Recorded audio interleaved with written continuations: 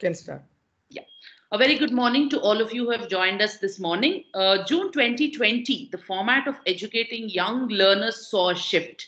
We moved from chalk and board to screen and keyboard. Initially, the excitement was unparalleled due to the newness involved in the technique. Only after a month did we see a truckload of challenges unloading upon us.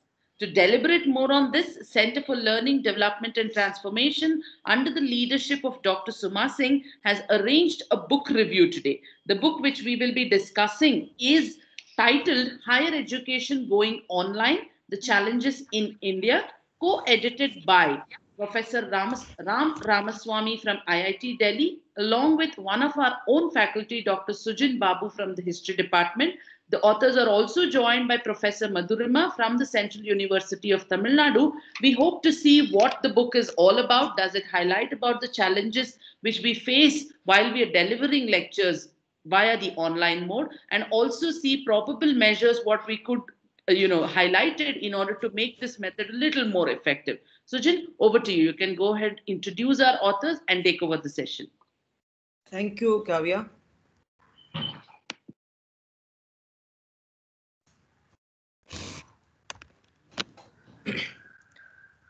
So in 2020, we all know what happened in the month of February and March, and all of a sudden, and the country went for a lockdown, and the coronavirus or the COVID-19 has not only affected the education system, but also the entire world order. And I was also forced to go home. I was eagerly waiting for my uh, PhD Viva, and which was already delayed. And I was forced to go home, and I was simply sitting at home. And then one of my professors from Madras Christian College suggested me that I should write an article on how the pandemic has affected the education system. And also he also suggested that I should address the question of online mode of teaching as an alternative mode, and he was insisting, and then I finally decided to write an article, and I prepared a questionnaire, and I started emailing it to different professors from different colleges and universities. And as usual, I didn't get any responses from these professors. And then I thought I would send an email to one of my former professors. No, I mean Professor Ramaswamy, who was my vice chancellor at University of Hyderabad. And sir happily replied, and he also replied saying that, Sujin, why don't we do it together? And he was also thinking of on similar lines. And then I happily accepted it because I was getting an opportunity to work with an eminent educationist. And then we were thinking how to go about it and how to start it. And he was suggesting that we would have an article series. We would invite people from different institutions to contribute, or to express their opinions and concerns over this changes that happened in all of a sudden in the education sector. And uh, slowly the education institutions started the online modes of class. And uh, then we decided to make a detailed proposal about what we were going to do, or what was the article series all about. And then we also made a few points for the contributors to address. And then we wrote to many professors across India and also abroad to contribute to the article series. And as usual, only a few of them responded. And uh, and many professors responded saying it was not yet time to make a comment on it. And we were very much sure about that it is going to be online for some more time, and the offline mode was not going to be resumed at any point in 2020. And uh, some of the professors that we emailed, they replied, replied positively. And then we slowly started this article series in the Indian Academy of Sciences. gave us an opportunity or gave us a platform to publish these articles uh, in a portal called Confluence. And we wanted to know the challenges, uh, it challenges of these online mode in different parts of our country. And we were very much clear that the education system will have to adopt or adapt this online mode along with the offline mode, even if the coronavirus was eliminated. And then we also wanted to know how the challenges it pose to different subjects. So the social science or the art subjects may not face serious challenges in the online mode, but when it comes to experimental subjects like physics or chemistry or medical sciences, it is difficult to have an online mode unless there is an alternative mode. And some articles in this book has addressed this concern regarding the experimental subjects. And there needs to be innovative methods of teaching for the success of online teaching, because as of now it is more or less a repetition of the offline class, or just like that the teachers lecture on the online platforms. So there is no innovative methods, and that is why students and teachers are getting bored of the online mode. And uh, surely we will have to introduce innovative methods for teaching. Otherwise our degrees will be devaluated and there will be no value for the degrees and courses. And the national education policy has also addressed this question of online teaching. But a country like ours, India, will have to face serious challenges, because when we talk about online mode of teaching, our country will have to face serious challenges like training teachers, more infrastructural facilities is required, and more investment in education institutions in rural areas. Because when last year we talked too much about the digital divide or the rural urban gap. So the government has to focus more on education institutions in the rural areas. And digital literacy is essential and a basic factor to begin this process of online education. And the pandemic even calls for a restructuring of our traditional education system. And one of our contributors, a student from Ashoka University, has detailed, has written about this restructuring of traditional education system in his paper. So you can find it in the book. And some teachers have also raised the concern of classroom relationship. The teachers say that there is no personal connection between teachers and students in the online mode. That also needs to be addressed. And one of the biggest advantage of this innovative online lectures is that if it is made open access, if it is made accessible to everyone, many students and teachers outside the institutions can access it.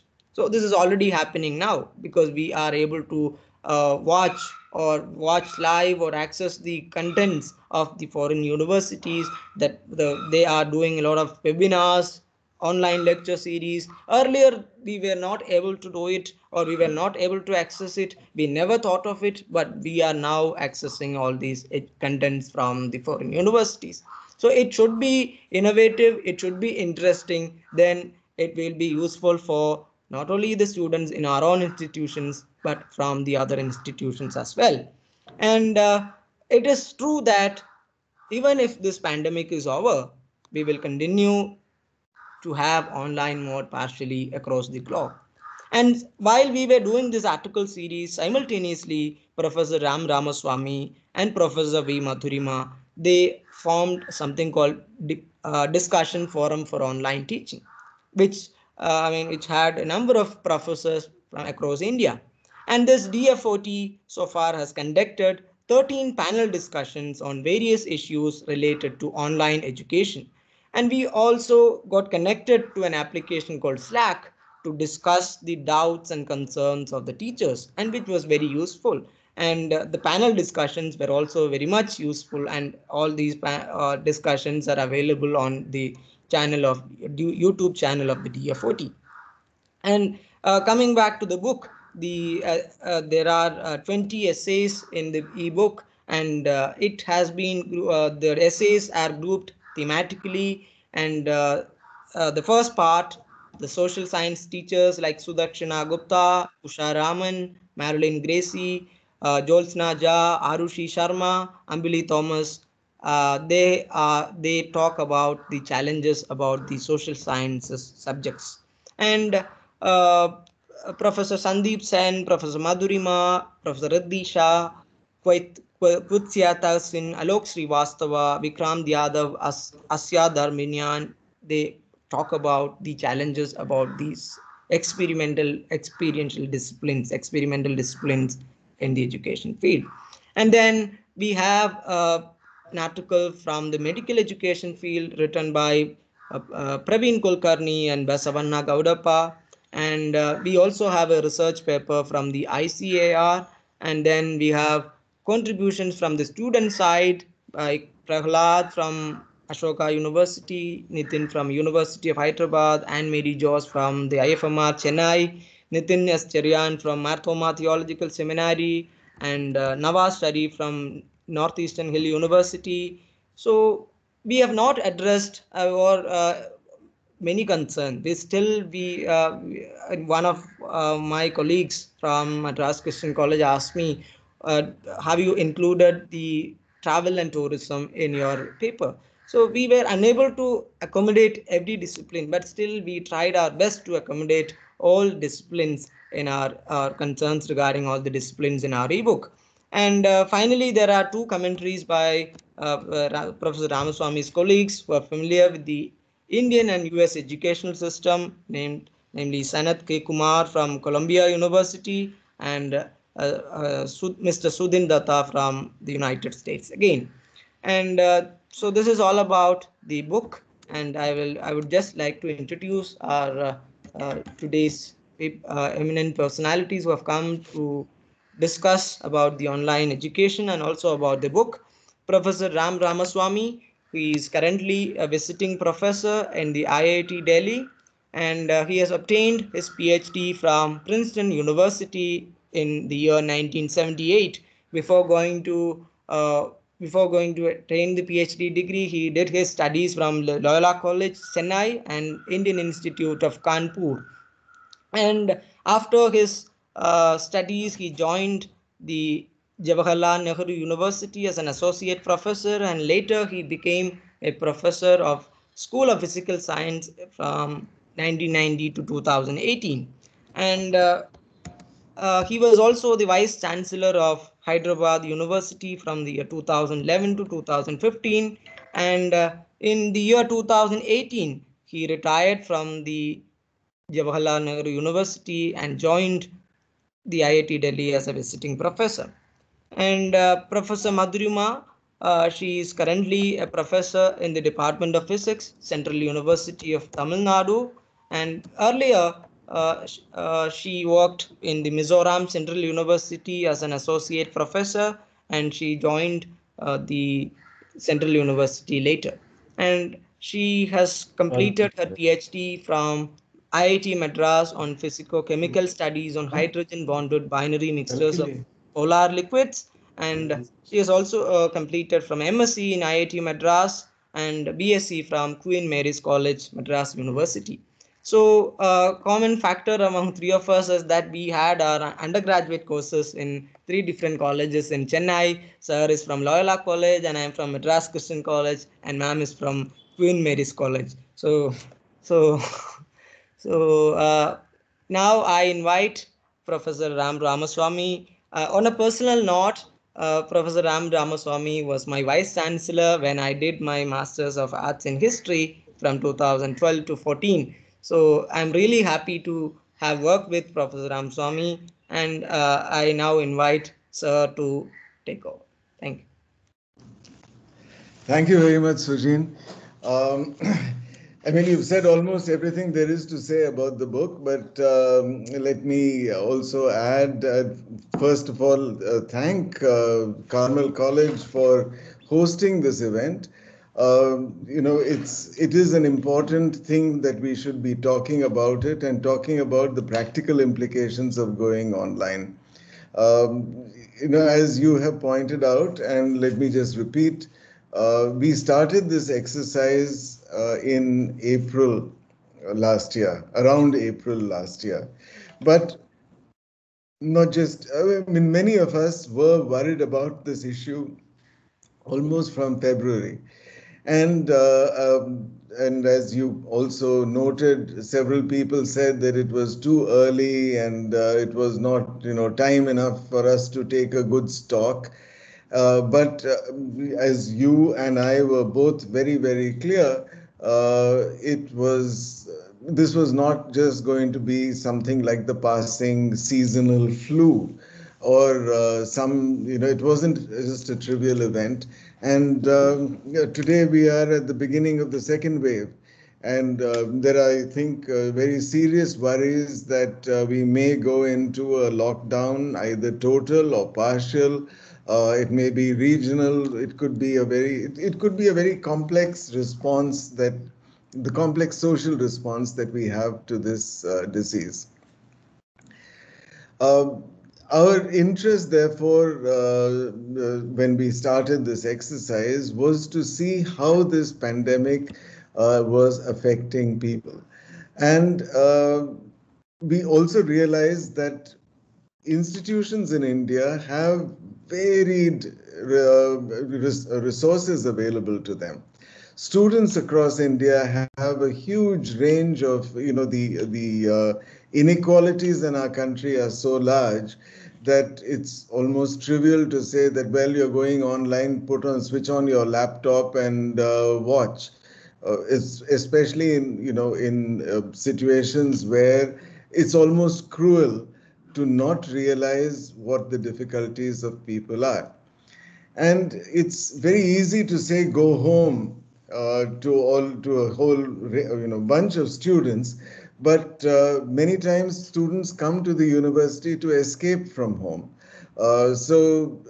We have to realize that people come to study the university is for many people the only safe space that they have to carry out their studies. So, as you have just pointed out, Sujin, and I'm not going to say it again, although I acknowledge that you really covered a range of all our concerns over here. We were interested in the diverse responses that the Indian educational system was having. And it was apparent already in the month of April because IIT Delhi is one of the few institutions that repeatedly appears in some ranking somewhere or the other. All right. Now, that is that may give people a great feeling that, this is a great institution, and it is.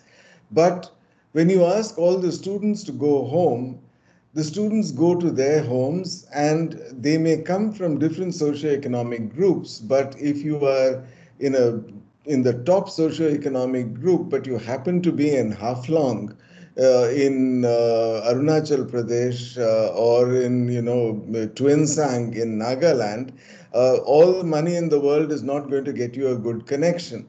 And if you have superb connection, you may not have a very nice home environment for any complex set of reasons.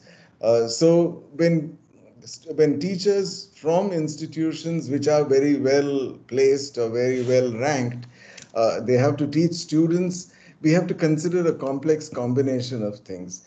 Where is the student? What group they come from? Is there enough, is there power in the house? Is there connectivity in the house? Are there enough devices in the house? And so on and so forth. Right. So we realized that it was not going to be possible for any one person to speak about it with authenticity. Today we can, having read all the essays in the book and having curated this collection, so to speak, Sujin, you and I have, we now know what the challenges are for, let's say, higher education in the area of agriculture. But we don't speak of it from an internal position. We are sort of reporting what others are saying to us. So we really felt that we needed a range of practitioners. And I'm very happy that we have Madhurima with us today. She was one of the contributors to the book. She is located in a central university, but in a small town in southern Tamil Nadu. So really, while there are some aspects of privilege in terms of being a central university, and location is sometimes really not ideal. Apart from the fact that she may or may not have power during the day, she may or may not have connectivity during the day. And while she is seated at her desk, as you can see her now, we have absolutely no idea whether there's a snake roaming around on the premises of her house, which happened yesterday. And it was a spectacled cobra. So we are not talking about minor difficulties. Uh, we've been alerted to the fact that the weather all over the country is very, very different. So alerted, it's obvious. But if there are floods in Guwahati, there could be a large part of your class that is not able to access your lessons. If you have, internet connectivity restrictions, as we do in various parts of Delhi sometimes, or various parts of, Jammu and Kashmir and so on, then the students who were made to go home and their homes happen to be in these places, they're not going to be able to attend your classes. And I, sitting in Delhi, sitting at IIT Delhi, have had, when I've given classes, even though my classes are small, I have a very heterogeneous location of my students. Okay, some are in remote parts of Rajasthan, some are in Delhi, and I've even had a student in Kashmir. So people, the ability to carry out a class in the way in which we would have done it online, in person, is completely changed. And this is why, as Sujin already pointed out, just putting a camera and recording a class is not the way to go. We have to realize that the reality that we are addressing is actually quite different. Um, that's one part of this heterogeneity. The second part, which is equally important, is that each subject requires its own way of being taught when it is taught face to face. And therefore, we've got to evolve some way of teaching a subject when you are not face to face, but you have this convenience of, of being online. Um, for this, actually, what really educated me over the past year was the discussion forum for online teaching that Madhurima and I did, which is one of the reasons why we've invited her to join us today, is to talk about this discussion forum. And we started out with very modest intentions. And the intentions have remained modest. It's not that we have suddenly become immodest about it, but we started out by just asking, what is the main problem that teachers have? So a lot of teachers said, well, engaging the students in class is very difficult. So we organized an online webinar on engaging students in the class. That webinar had 1,000 viewers. But the next one, which was, I've actually now forgotten what it was about, but Evaluation. yeah, okay. So then they said, well, another big problem is that how do you test students? How do you evaluate them? And the viewership went down, and so on and so forth. We finally did a dozen of these discussions, The last one, which was on the, what are there benefits to online teaching? And we are down to the few hundreds. Okay, maybe there are 300 or 400 views of this business of online. So the point is that we have seen in real time how the response from India, okay, has really become extremely varied to the whole process of online teaching. And this is not, I mean, first of all, it is not good. And the second part is that, make no mistake, this problem is going to be with us at least this year fully. 2021, it was going to be a very brave institution that is going to go into the face-to-face teaching mode. We are going to have another year of teaching online. And if we don't change our way of teaching online, okay, one of the problems is going to be that, you will not be able to examine students properly, or you will still go around complaining about the lack of engagement, or dance teachers will say that I cannot teach Abhinaya to students, and music teachers will say something else, and physics teachers will say something else. But the loss is going to be that of all of us. Even philosophy, cannot be taught purely online if all that you do is to put a camera in front of the teacher. Forget about subjects with an experimental component or mathematics or something like that. Any subject, we've got to evolve this new way. And instead of repeating repeating many of these things and stating the obvious again, what I'm going to do now is to invite Madhurima, who is, to speak a little about the book and also about the issues, for two reasons. The first is that she is a contributor to the book and has written about the difficulty of, and has been worried about the difficulty of teaching a subject like experimental physics to her students. And she also teaches a very interesting course on the physics of dance.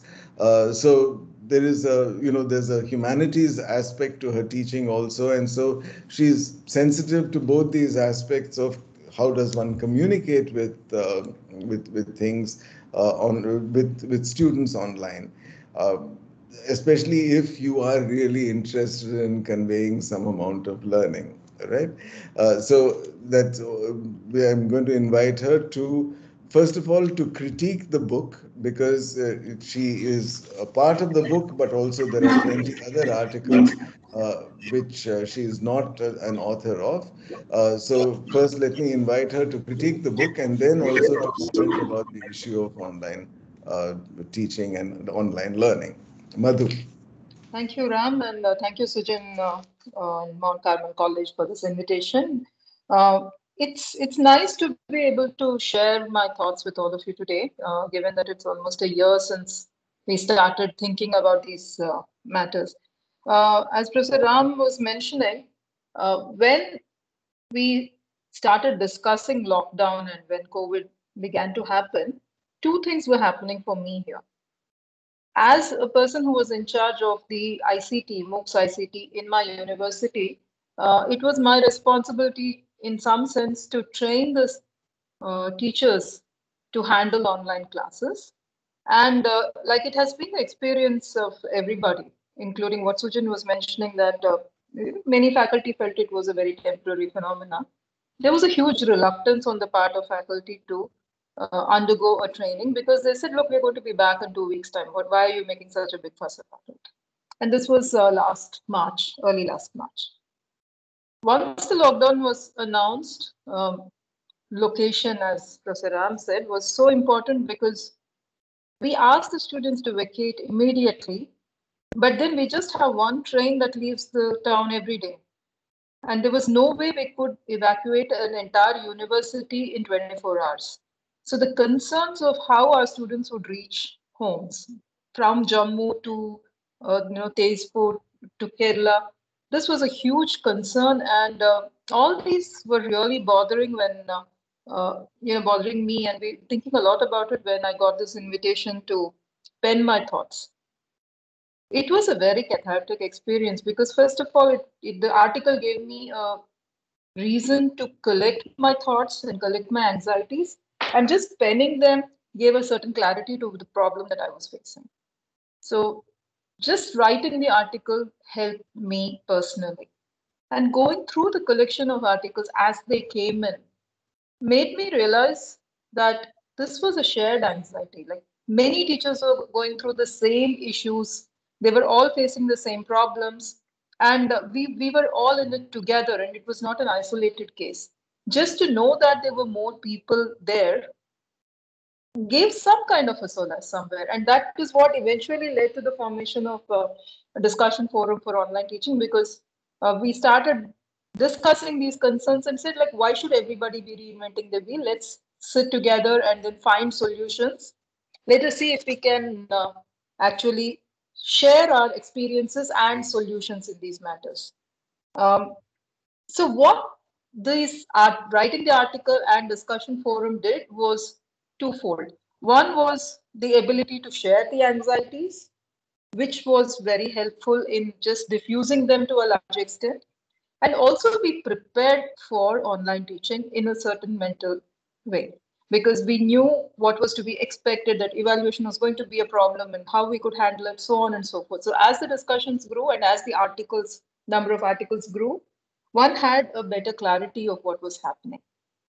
Coming to the book itself, when I read this now, about a year after we started writing this, first of all, it's a great collection of articles. And I think I should compliment the editors, both Sujan and Ram, for getting these articles out of people. I know how difficult it has been, because when we ask people, fellow teachers, or even students to pen their thoughts, the kind of reluctance that has been exhibited has been pretty phenomenal. So to get a set of articles is an achievement in itself, and congratulations to both of them for having bought them. I like the fact that they have been grouped thematically, that you go from humanities to STEM sciences to engineering and agriculture and so on and so forth. So it gives a certain flow to the reading. So that was a lovely collection in that sense. I know that Indian Academy of Sciences has previously tried to record academic history through the book on the establishment of ISERs across the country. But that itself it was semi-post facto. Like after the establishment is when the book got written by the founding directors. This particular book, as I see it, was a recording of a live history of academic problems in the country. Maybe the first of its kind, I'm not aware, but it was it's really phenomenal to see that people have been able to articulate their anxieties at the beginning of COVID. And 1 year later, how many of those problems continue to exist? How many of them have been resolved? What is the mental status of the teachers and the students? So I believe genuinely that this book has a place in history because it records the anxieties as they were building in the people. There is also, what I found very interesting was many of the seniors seem to be very adaptable to a technology, unlike what one would have expected. And they were also very practical, that online education is here to stay. Especially Sandeep Sen, who talks very lucidly about how online education will be seen for quite some time to come. And that acknowledgement also helps us because we have to ask some very hard questions. Questions such as who is going to actually reduce the digital divide among our students and among the institutes? Who is going to be responsible for addressing various other technical issues that are associated with higher education going online? I'll be mentioning a few of them later. So when it comes to that, I personally feel that this book, while it has the points of view of the faculty, and the students from various streams, it would have been nice to hear from the administrators. Because ultimately, in some sense, they are the ones who are responsible for mitigating these problems. And especially when it comes to infrastructure, when it comes to internet connectivity, nobody is taking responsibility for it. So I think a few articles from the administrators would have been good. Another thing which I found missing was, which we discussed in the discussion forum, was subjects like performing arts, where the presence of a teacher in the same room as the student is essential. So a couple of more articles from that end, and because it's very easy to say that STEM subjects are difficult because we have a laboratory component, and humanities are fairly easy. Not all subjects are easy. So a few more articles on that end, yes. And a third issue which I would have liked to see is regarding teaching in vernacular, the difficulties that, not all education or all higher education in India is either English medium or confined to very well established institutes. So voices from the other end of the spectrum would be nice to hear. Reading all this has left more questions than answers in a certain sense. But I'm going to only be discussing, or at least posing 3 questions, and hope there could be some, discussion on it. At the end of reading the book, one question that seriously comes to mind is, what is the damage that is being done by higher education going online without too much of a planning? Because we just, like all of us have been mentioning, we just declared one day that from tomorrow you will be attending your classes online. What kind of students are we going to get back? Because initially we were supplying lecture notes, videos, and PDFs and giving them almost everything. So have we made students dependent on us, or have they become more independent thinkers as they should be in an online mode? The second one is, who's going to really take care of the infrastructure? All of us have been saying, and every article mentions this, that there is a digital divide. We need more devices. We need better internet. But who's going to provide for this? Nobody seems to have an answer to that. There are serious concerns expressed both in the book, in our default discussion forums, panel discussions, and what we feel personally, that we need to rework on the metrics, both evaluation and the metrics for assessment of teachers. Because we have just taken the old curriculum, the old way of evaluating coursework, workload, everything, and then imposed it online. It just doesn't match. We really need to have a relook at the workload, the way it is calculated. We need to reduce the workload. I think Professor Sandeep Sen does discuss this by saying that online education, online teaching takes far longer than classroom teaching. And also, we need to think of restructuring the syllabus to suit an online mode. We are into almost the 4th semester of online teaching, and we cannot simply treat this as an ad hoc phenomena and go about trying to work an old syllabus in a new format. And my last question would be, how effective will higher education being online be, given that there is a record of heavy dropouts from online courses like Coursera and others after the initial charm for it is gone? Given that there is a very high incidence of plagiarism, both from the students and unfortunately even from the teachers' end, because we know how many teachers are simply cutting and pasting because they don't have the time or whatever be the reason. But most importantly, in my opinion, given that there is neither proper proctoring online, nor is there proper herding. See, the role of a teacher in a conventional classroom is not just to examine or deliver lectures. Usually, we are the ones who are responsible to bring back a student into a learning frame of mind when the student drifts. We are unable to take care of any of this. So, unless some of these issues are addressed, I think the concerns expressed by all the authors in this particular collection of articles are going to remain. It is worrying to me in a certain sense that the articles sound very current even today. 1 year later, the concerns are still remaining. So I think these things need to be addressed in a much more serious way. And I would just end by again congratulating both the editors for bringing out what I believe is a recording of a piece of academic history. Thank you. Thank you, Madhu. Thank you very much.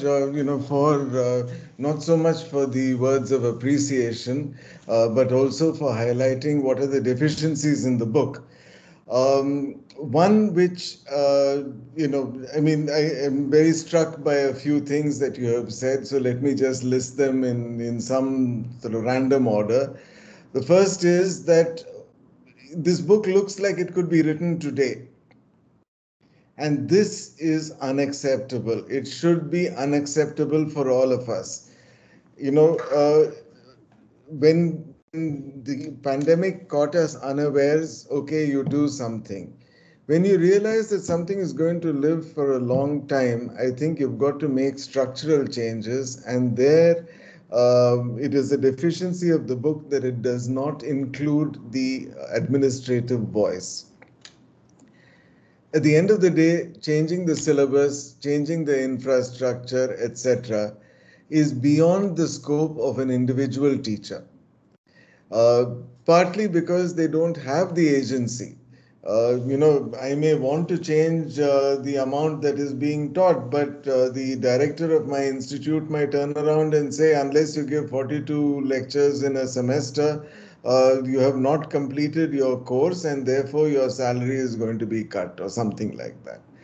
So I think it's extremely important that administrators get into the discussion, and they don't have to get into the discussion as experts. One of the things that DFOT taught both Madhurima and me was that for all the who and the ha, no expert exists on any of these topics. A third aspect which we have, there are many aspects that have not been covered in the book, but one which is extremely important is the fact that higher education has a huge psychological burden on students. And teachers, but there are many more students than there are teachers. And the kind of stress that a student has is just unimaginable. There is the stress of the uncertainty in the future. These may all seem very obvious. If you gather 20 people, they'll come up with all these issues. How do we address them? I think it is important that administrators take a certain amount of responsibility, because an individual teacher can only take responsibility for his or her class. And, and they all rely on sort of whatever smaller networks that they are able to establish. These are actually severe, these are consequences that we are going to have to live with for a long time. About a year ago, I used to hear people making jokes that they would always, in future, they were going to check the year of the degree from people, especially if it happened to be a doctor or something like that. Okay, so it used to be, the joke seems very cruel now, but I think there are many of us who would be very interested, in the year of the degree of any future expert. You're a physics teacher in my university. When exactly did you get your bachelor's degree? Did you learn properly? Addressing this issue of learning properly, I think it can be done if we have the imagination to change. And what Madhu has pointed out, that a year after the pandemic started, we are saying the same things. If I talk to colleagues of mine, they'll tell me, I'm not able to make a connection with my class. And you feel like, hello, we said this a year ago that this was a problem, right? And you had a year to fix these problems. These are not going to be fixed in 1 year by just waiting it out, because this pandemic has changed.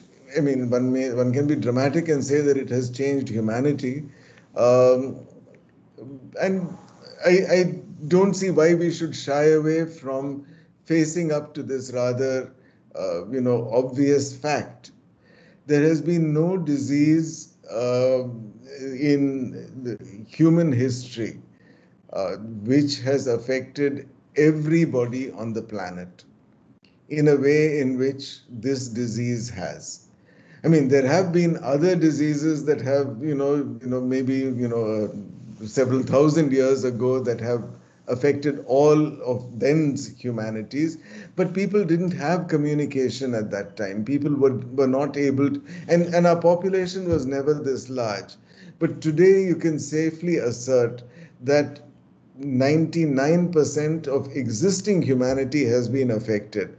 I think we need to take it seriously, and particularly in education, because the education is going to determine how we go into the future. So, one special request to all our administrators would be that whoever will listen, I mean, not just to this particular, video, but who will listen. People have got to be able to open their ears out and say that we need to start teaching in a different way. Not just that we need to teach physics in a different way or chemistry in a different way. We need to teach in a different way at all levels. Our book is only about higher education, but many of these issues go all the way down. In younger classes, secondary education and primary education are able to deal with things differently because the disease burden is very different in those groups. And many kindergartens and primary schools have opened up. Many secondary schools have also allowed their students to come in. I don't, we don't know much about the way in which they really are addressing the problems. But what we do know is that for higher education, this blanket jumping to the online mode is also an opportunity that we need to address in a imaginative way. And we have an opportunity over here, and I think it's really important that we should take this opportunity. Sujin, I know that we have about 10 or so people who are participating live. If there are, it would be nice to hear from some of them if they would like to say anything.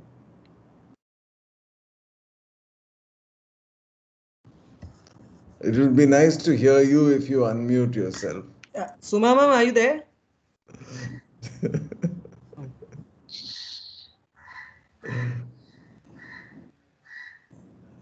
We can.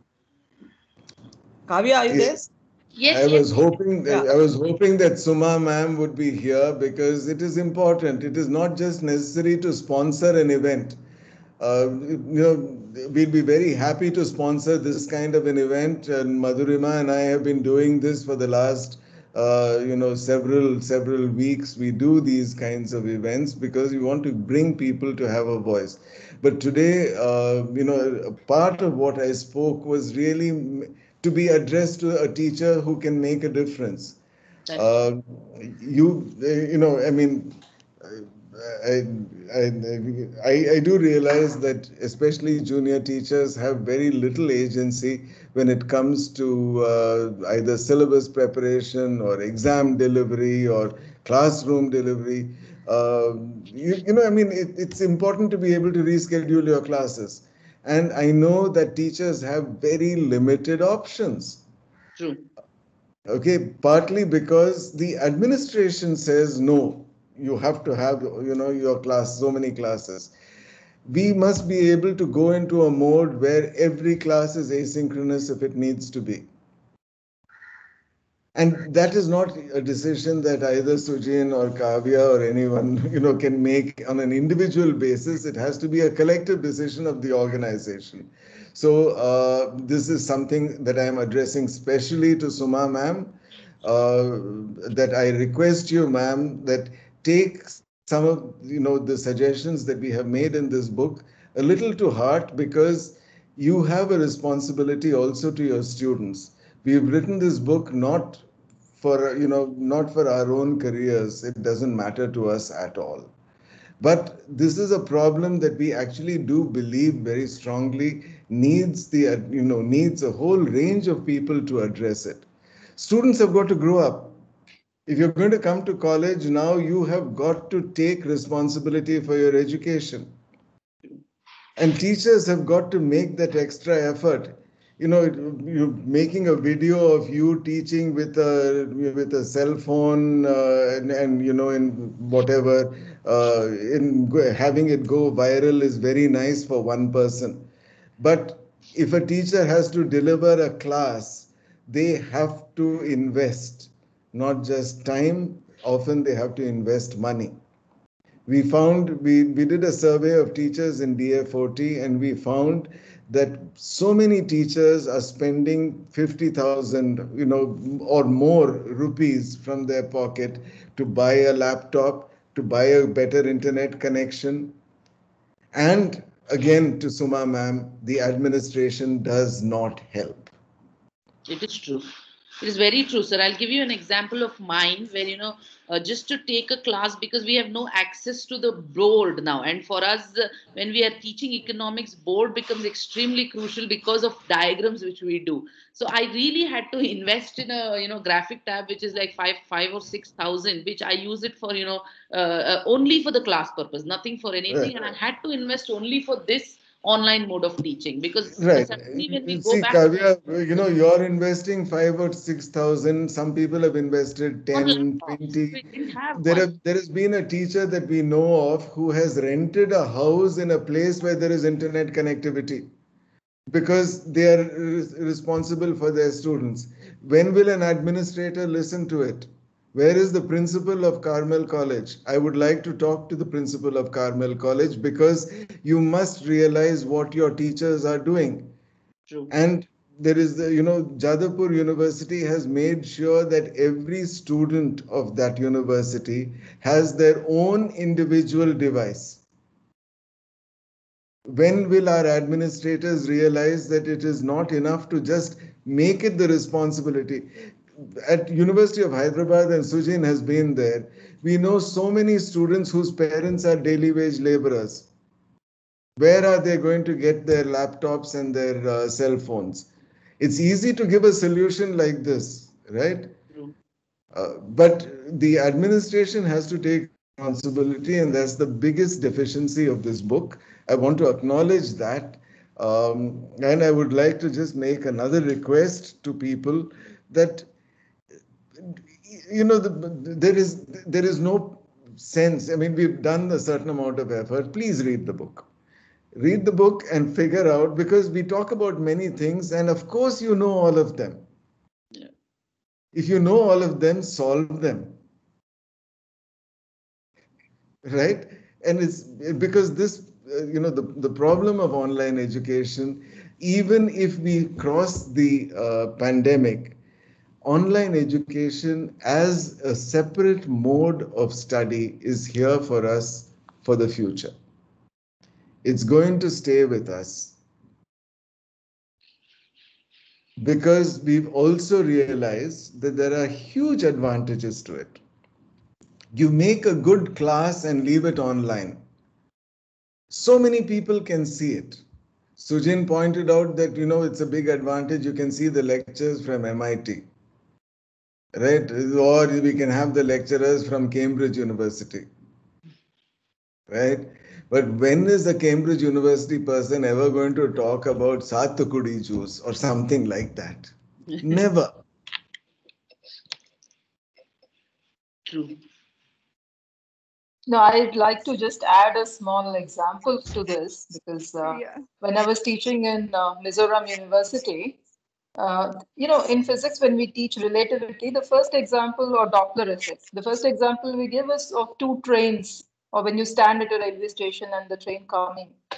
And when I gave this example for the first time, I realized that there was no response from my students. And when I inquired, I realized that Mizoram didn't have a railway station. Most of my students had never seen a train. I mean, so the Satakudi example, we have to be really careful about the example. I mean, that's what teaching is all about. Right. Yeah, so so I think it's very important that that Sujin's lectures should stay online and accessed by everybody, whoever needs to, whenever they need to. And so we've got a huge opportunity here if only we will realize that we are, when we teach our students, we are as or more important. Of course, the subject doesn't change. Pythagoras' theorem will always be Pythagoras' theorem, even if it was discovered by Brahmagupta, it doesn't matter. But the way in which we teach it, the examples that we will have, that will appeal to many more people. Or even if not many more people, it will appeal to the people who are listening to us. Yeah. So I would like to point out one thing. Are you able to hear me? Yes, yes. Yes. Yeah. You know what? Our principal was very open to the fact that, the teachers, she asked the teachers to come to the college if they have internet problems or if they don't have a laptop. The college has provided a laptop to every teacher.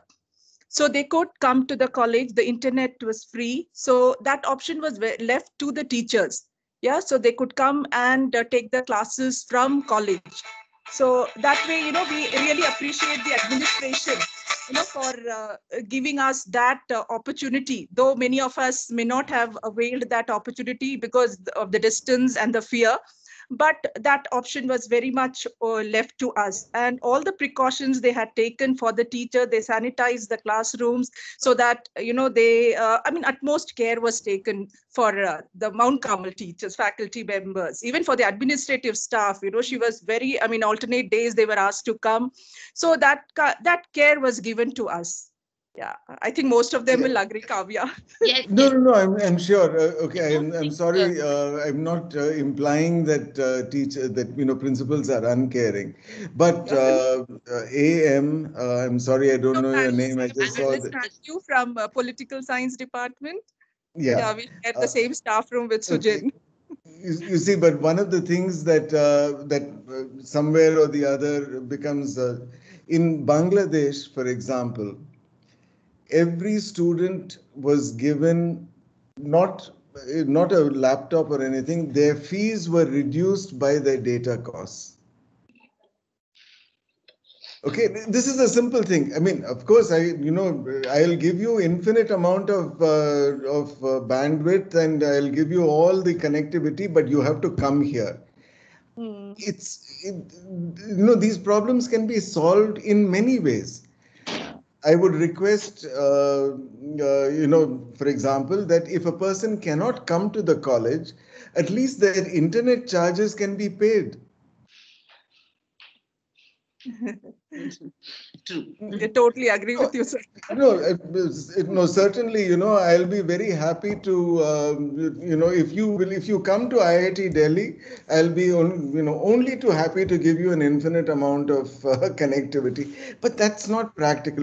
And what I'm saying is that in Bangladesh, right, and I'm not giving you an example from, the usual standard at Harvard or whatever. Bangladesh is just looking at it very practically. Our students have to have extra data, because every day it takes a few MB, a few gigabytes sometimes, to attend the classes. They've just cut the fees by that amount.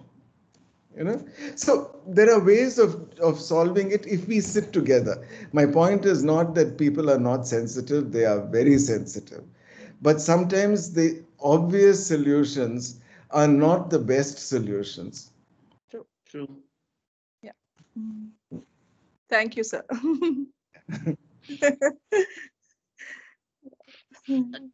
Anybody else who wants to come in can just unmute yourself and talk. Okay.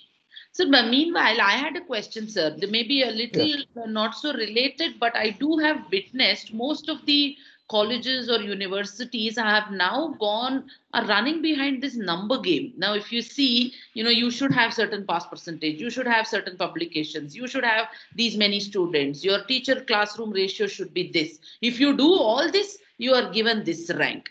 So I feel the entire substance about, whether I am being delivering for what I have been employed for. Now that is lost, I feel. I mean, do you think it's a good trend? I mean, It's a horrible trend, Kavya, and this is what I think Madhurima was pointing out. Online makes new demands. I mean, every online class, I'm sure, regardless of subject, it takes me twice the amount of time to prepare for an online class, sometimes more, right? And and I can tell you that now it's getting a little better, but the first few months after the lockdown, research was impossible. What paper am I going to write? yes. Right? And okay, I'm retired and therefore I don't have to worry about some of these issues, but still, what work can we do if yours is an experimental subject, or if you're an economist, you've got to go and collect data. You need field work. Where are you going to go and get it? Half the world is telling you that you're going to die of one or the other disease, and you're then expected to go around getting your data. Not possible. So again, it's not as if I have something against administrators, but administrators need to understand that you've got to stop running behind this numbers game, or you run behind it in a different way. See, we've got, just look at us. We are here, we are having a webinar on a Saturday, Saturday morning. In earlier times, Saturday morning, I'm sorry, I've got to go vegetable shopping or some such thing like that would happen. You would never have a meeting on Saturday morning. Sometimes I call up friends at 7 in the evening, they say I'm in a lecture or, whatever. They are giving lectures in various forums, right? So we've changed in 1 year. In 1 year, we've realized that any day, any time, all the same, right? Which means also that the demands on us is increasing. And therefore, administrators have to recognize that. And the more sensitive ones, I mean, that's the real sensitivity. The second part is that if you get an instruction from higher up, wherever the higher up would be, you've got to be able to argue why you should or shouldn't take it. If people turn around and tell you that you must admit 2,000 more students in every class, there is a way of resisting it if it is impractical for you. Right. Okay, I'm just making a somewhat trivial example over here, but it is not possible to comply with everything that comes from either the state government or the central government or some ministry or the other. And you've got to fight against it. And if they bring out, this new education policy, see, the new education policy makes huge demands on people, on teachers, on students, on curriculum, all sorts of stuff it does. But at some point in time, you've got to turn around and say the new education policy needs to be debated still, for a very simple reason. It was written down at a time when there was no pandemic. Now there is a pandemic. So now not only there's a pandemic, it's been there for 1 year, and excuse me, many of us think it'll be there for a little more time. All right. And so,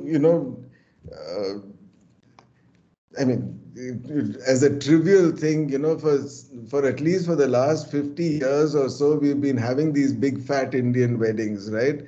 with all the mehendi and the dancing and this and that and the other. 1 year of pandemic and all that's finished. If you can't afford to go to Maldives, you cannot have one of those big fat Indian weddings. People are becoming simpler because, right? Now you can't turn around and say that, we'll have to have everything in the same old way as we were having before. All right. Same goes for the new education policy. And again, this is something that I would really urge administrators to please take very seriously. Sure, sir. We'll put your message across to our administration very seriously. If time permits, we'll also make them to sit and watch this webinar for the entire 1.5 It's only an hour, and there's enough amusement in it. Yeah, so definitely. So I don't think there is any more questions which are up, I think. So Sujin, I think we can wrap it up if, Yeah. Yeah, I invite Andrea Matai to propose vote of thanks. Good morning to everybody here. I am Andrea Mathai and I'm a student from Mount Carmel College. And I would just like to thank Professor Ram Ramaswamy, visiting professor from IIT Delhi. Sir, I attended half of it. I'm sorry I woke up a little late, but it was very, very enlightening to hear you speak, not just about... That's fair. So she's very honest about it, so I like it. No, not only that, Kavya, this is the point about it having to be asynchronous. Andrea, we're going to be putting up the recording on YouTube, so there's no excuse for you now. Please go back and listen to the first for sure. But thank you so much, sir, for hopping on a Saturday morning very early indeed, and enlightening me and a lot of other people about not just how you plan your vision and your plan, but rather how there are a lot of loopholes that we all have to address together. And I'd also like to thank Professor V. Madhurima, Professor of Central University of Madras. Thank you so much, ma'am. I even heard your questions and how there are certain things that need to be addressed and that we all have to address it, not just teachers, not just thinkers like the both of you, not just professors, but also administrators, also people in positions of power, and also students like us. We all have to find a middle ground. And thank you so much, Sujin sir, and every teacher that is here. And I'd just like to end with 2 quotes. Education is not just about going to school and getting a degree. It's about widening your knowledge and absorbing the truth about life, by Shakuntala Devi. And I think this really stands out to me because that's what an online forum has done for me. Like you said, sir, we can now view professors and lectures from MIT, and I can do a lot of Harvard courses.